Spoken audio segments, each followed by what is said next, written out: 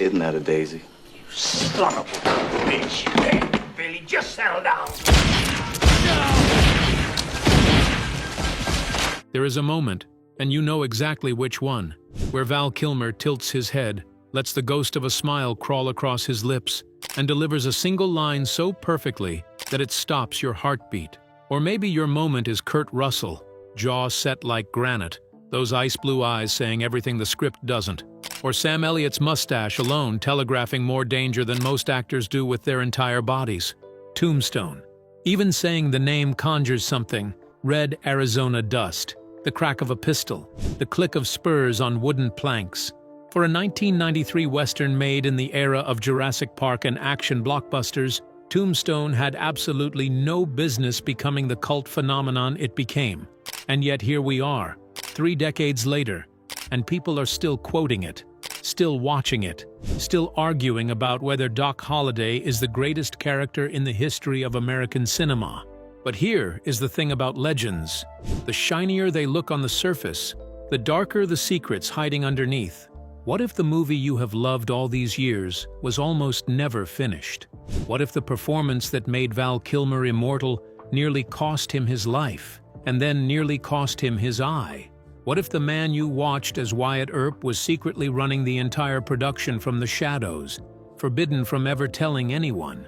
Tombstone has 15 secrets buried deeper than the graves of the OK Corral. Today, every single one gets dug up. Fact 1. Kurt Russell was the real director and was never allowed to say so. Here is a question that should bother every film fan who has ever watched Tombstone. Who actually directed this movie? The official answer is George P. Cosmatos. His name is in the credits. His name is on the poster. And yet, if you sit down with the people who were actually there, the crew members, the cast, and eventually Kurt Russell himself, a completely different story begins to emerge, one that Hollywood kept buried for years. It starts with Kevin Jarre, the man who wrote the screenplay. Jarre was brilliant on paper. His script was detailed, historically rich, and filled with the kind of authentic Old West texture that studios usually beg writers to remove. The studio wanted him to direct too, and that is where everything began to unravel. Jarre was a perfectionist to a degree that bordered on self-destruction. If a horse was running at the wrong speed, they shot it again and again. If the light wasn't right, if a hat sat at the wrong angle, if an extra breathed at the wrong moment, reset, reload, reshoot. Days collapsed. The schedule turned to rubble. Costs exploded. The studio ran out of patience. Kevin Jarre was fired. In that vacuum, Kurt Russell did something extraordinary. He stepped up, quietly, without announcement, without paperwork. The next morning, people simply noticed that Kurt was standing next to the camera. He was reviewing shots. He was adjusting performances. He was cutting dialogue that didn't work.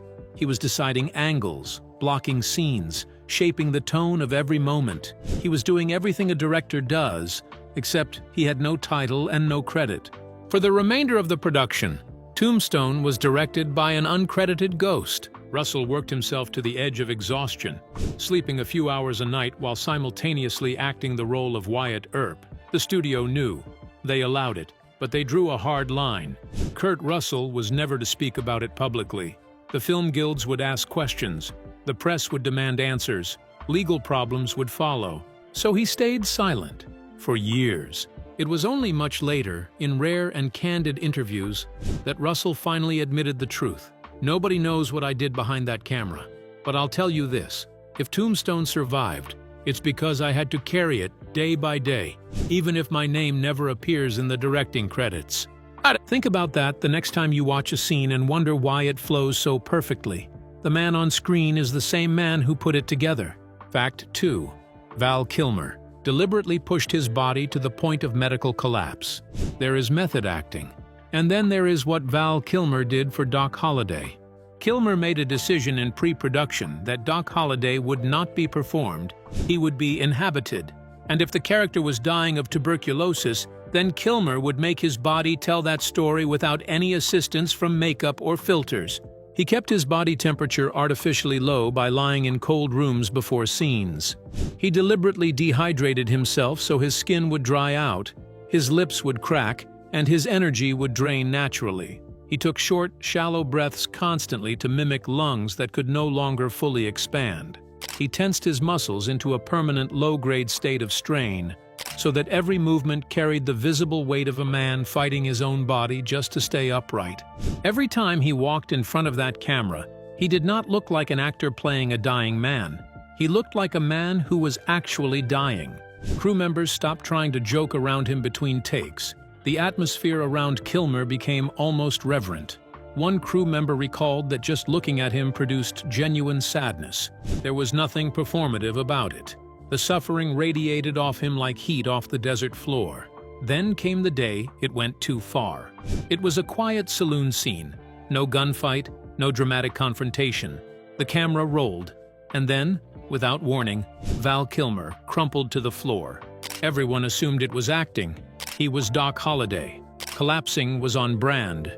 But when the crew moved to help him up, they found his face gray, his breathing barely audible, his pulse weak. The set medic rushed in. They checked his temperature, below normal. They checked his oxygen, insufficient. They asked if he had eaten. His whispered answer, "I'm fine, just a little dehydrated." He was not fine. He had methodically drained his body of what it needed to function, and his body had decided it was done cooperating. The studio ordered complete silence. No medical reports, no official record.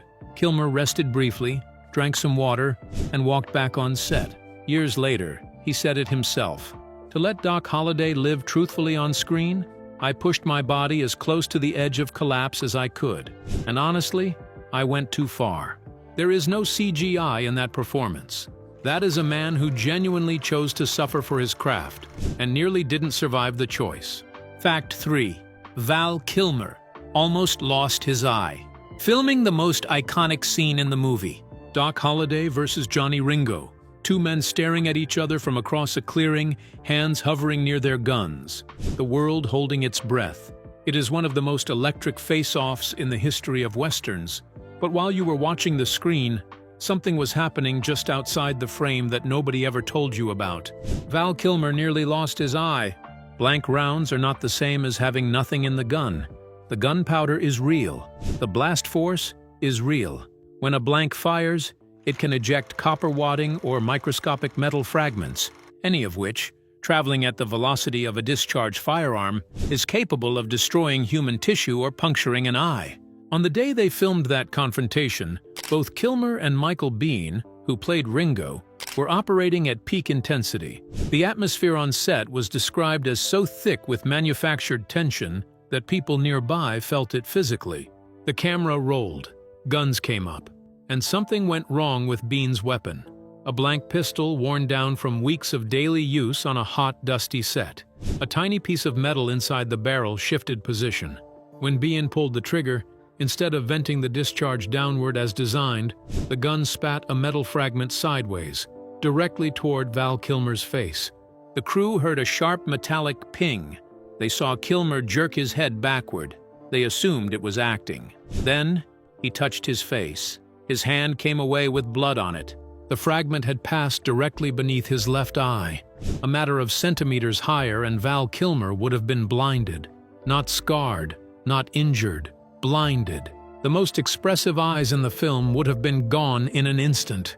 Biehn went pale. The set froze, and Kilmer stood there for a long moment, completely still. Then he took a breath and said quietly, "Shall we go again?"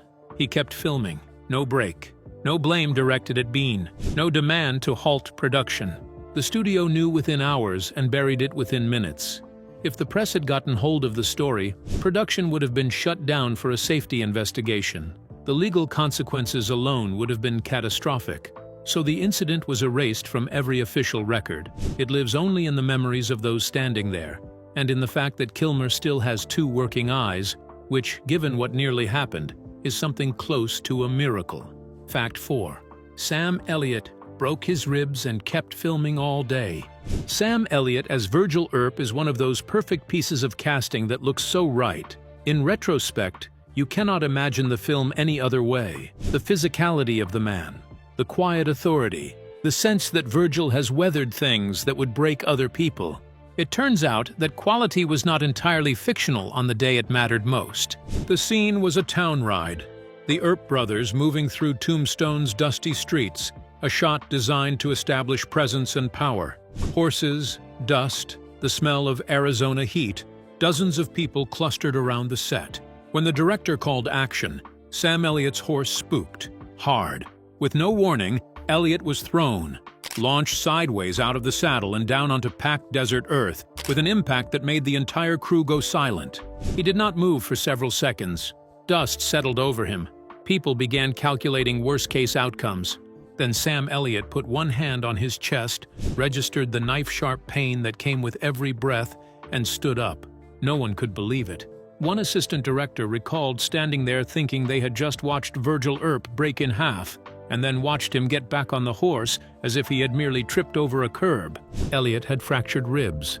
The pain is not subtle. It is a hot, relentless sensation that sharpens every time you breathe, speak, or move.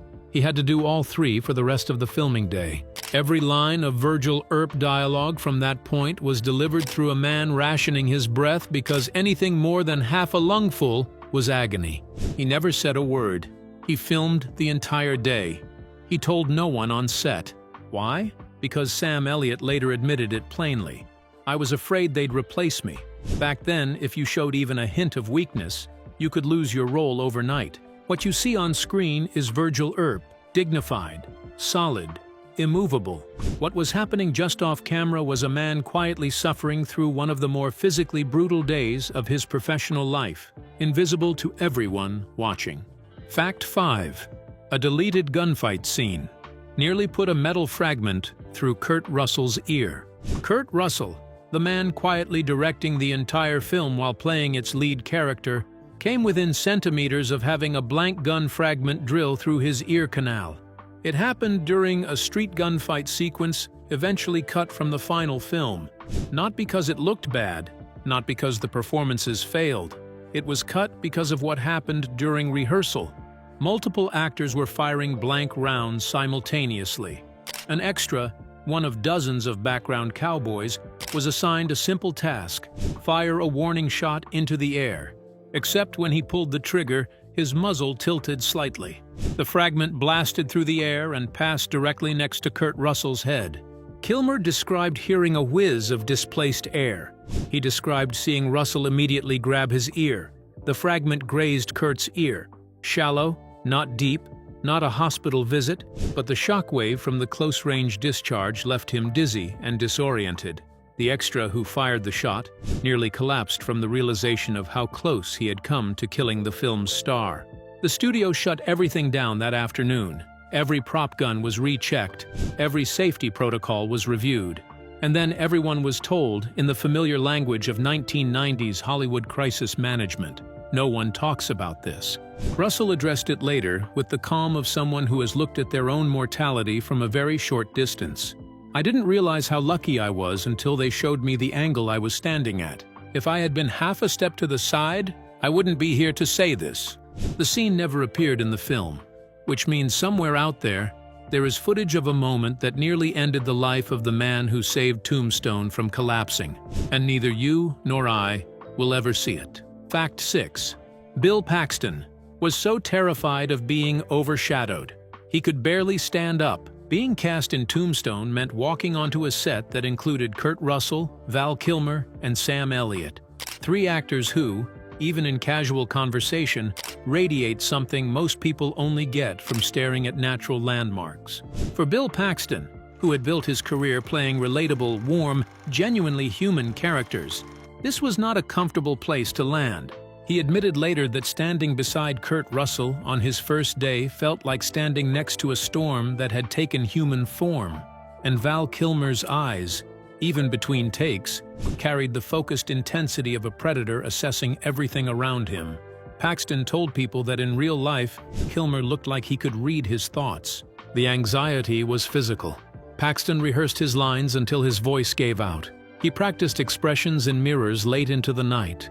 Some days, right before cameras rolled, he had to lean against a wall, not to rest, but to stop his hands from shaking.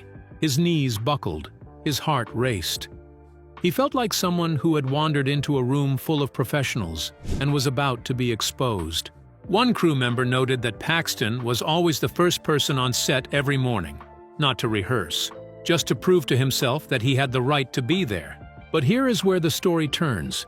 Morgan Earp, historically, was the youngest brother, the emotional one, the one who felt things most deeply, who struggled hardest against the violence of his world, who was always trying to hold the family together while it came apart. Without planning it, without being asked, Bill Paxton lived that truth off camera and brought it on camera every single day. He later said, "Standing between Russell, Kilmer, and Elliott, I always felt like the weakest one. The pressure was so intense that some days I had to lean against a wall just to stop shaking. But that fear is exactly what helped me understand Morgan Earp better than anyone else could have." The actor most afraid of not measuring up became the film's most emotionally authentic performance. Fact 7. The 40-degree heat was real, and it made people cough up blood. There is a romanticized quality to the way Tombstone looks on screen.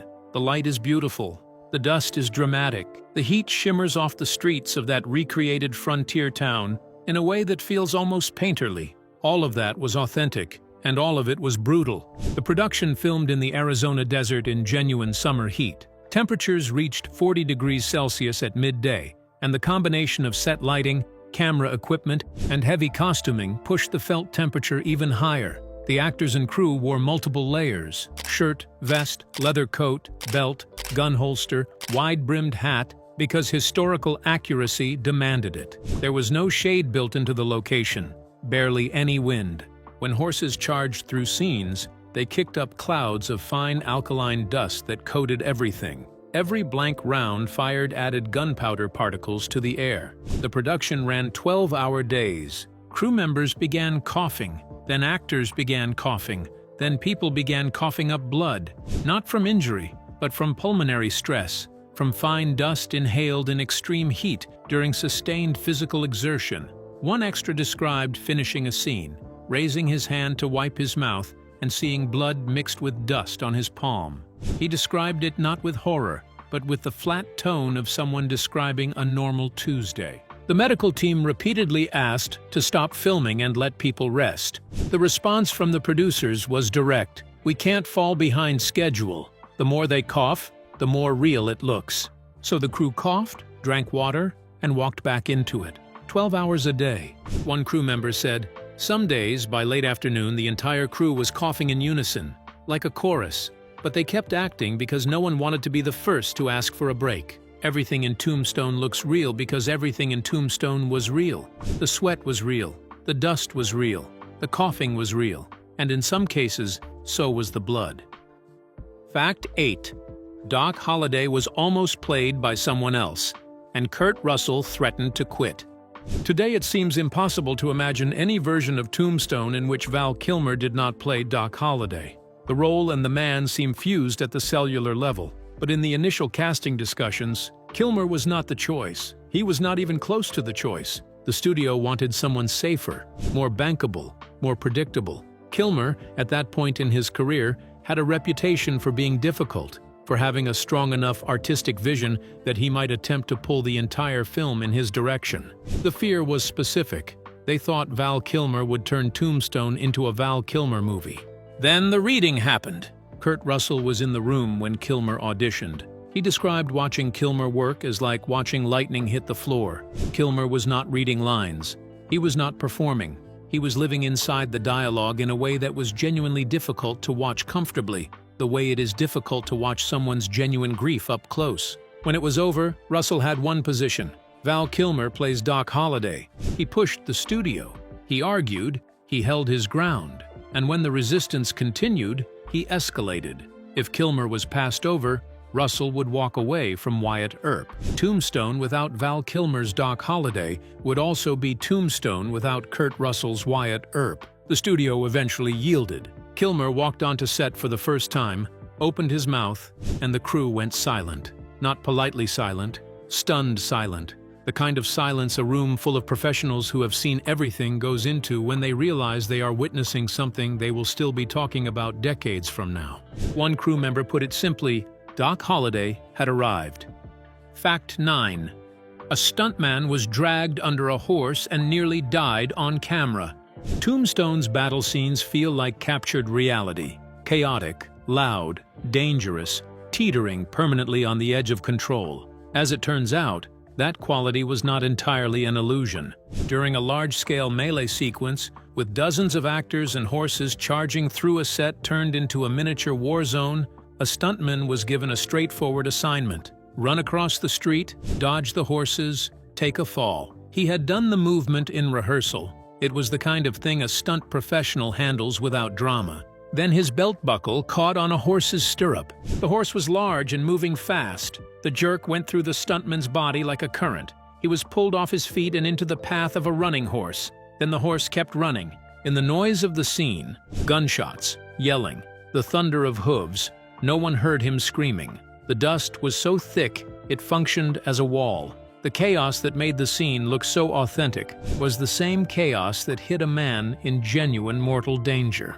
The horse dragged him across hard-packed desert earth. Rocks and gravel tore through his clothing. He covered dozens of meters before the animal finally stopped, and when it did, its two front hooves came down directly in front of his face. The margin was described by witnesses as centimeters.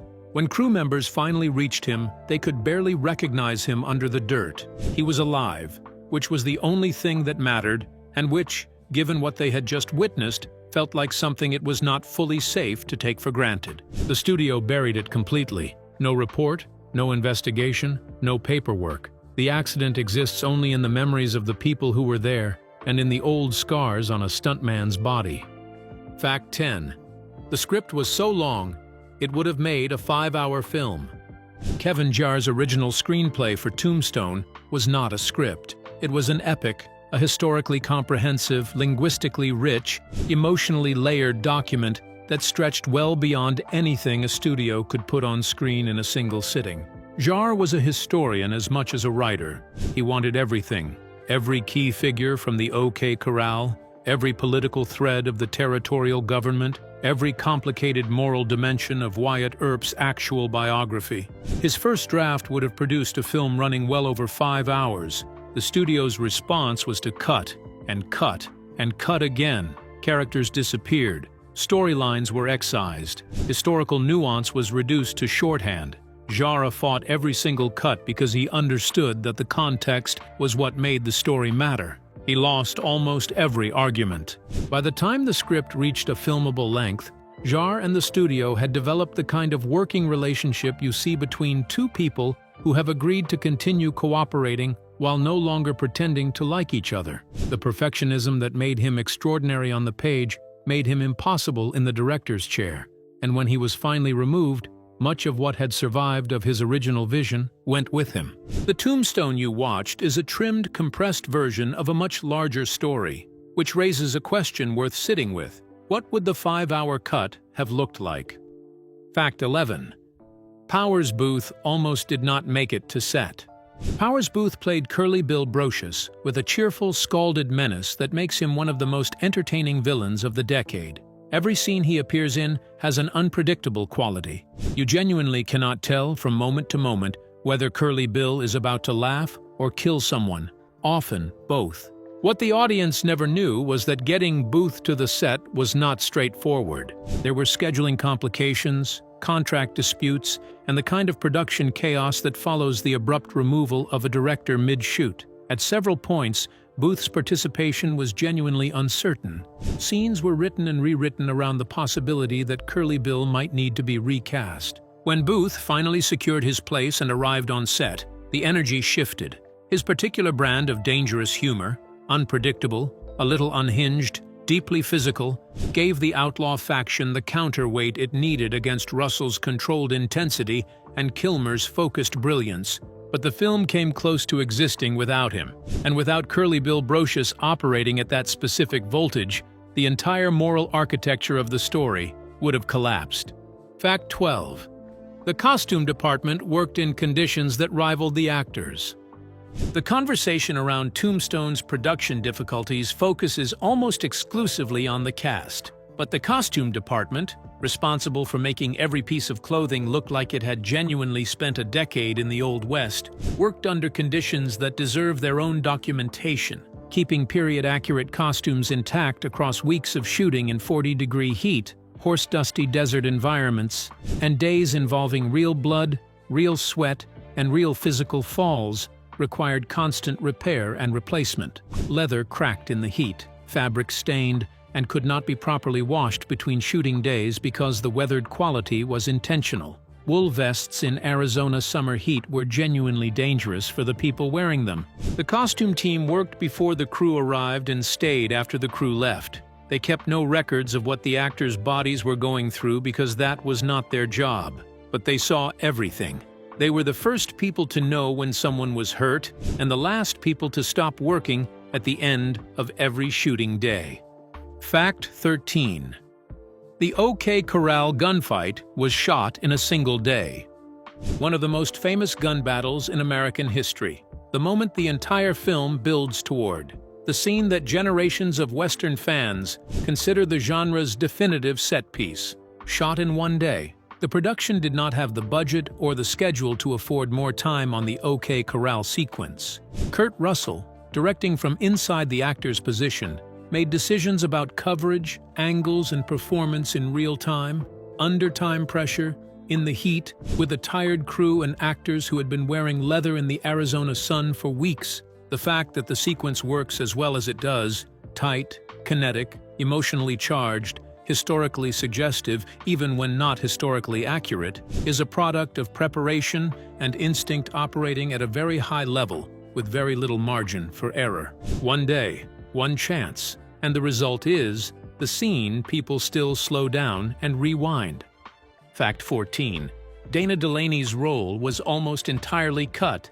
Josephine Marcus, the woman who becomes Wyatt Earp's great love and eventually his lifelong partner, was, in Jara's original vision, a fully realized figure with her own storyline, her own agency, and her own historical complexity. What survived the cutting process was significantly reduced. Dana Delaney's role in the theatrical release is a fraction of what was written for the character, and in some early cuts it was reduced further still before being partially restored. The historical Josephine Marcus is one of the most interesting figures connected to the Tombstone story, a former actress, a woman who operated entirely outside the conventional expectations of her era, and the person who ultimately outlived Earp and shaped how his story was told to subsequent generations. Almost none of that made it into the film. Delaney worked with the material she had and made it count. But the role you see is the remnant of a much larger story about a woman who deserved far more screen time than she received. Fact 15. The film was declared dead on arrival, and then became a legend. When Tombstone opened in December 1993, it was entering a marketplace that had not asked for it. Westerns were commercially toxic. Unforgiven the previous year had succeeded because it was Clint Eastwood being anti-mythological. Tombstone was doing something different, embracing the mythology, leaning into heroism, offering the kind of spectacular Western grandeur that critics had been dismissing as naive for 2 decades. The early reviews were mixed. The theatrical run was solid, but not spectacular.